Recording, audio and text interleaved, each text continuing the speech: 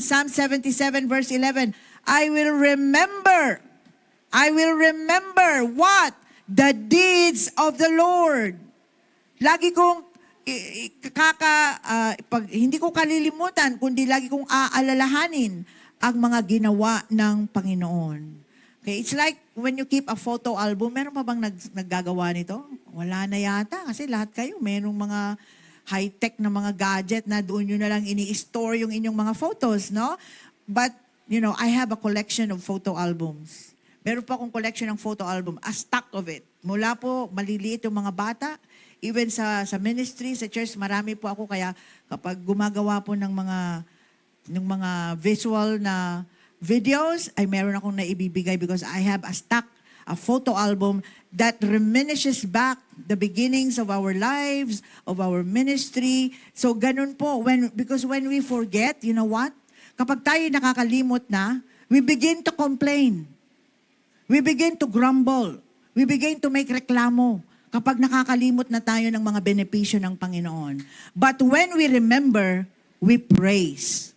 We thank God when we remember. But when we forget, we tend to complain. We tend to whine. We tend to grumble.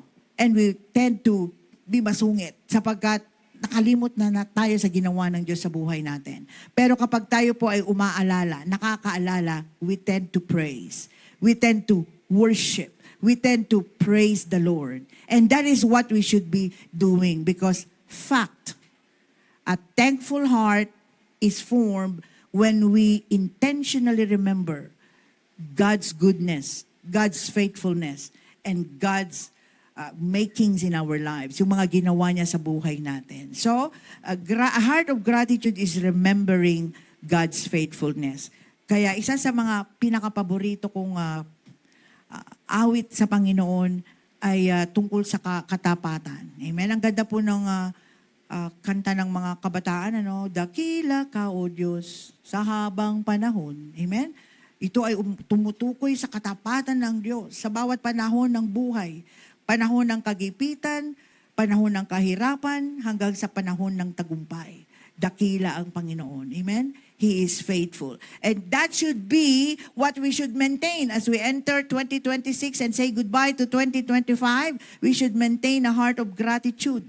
A heart of gratitude that remembers God's faithfulness.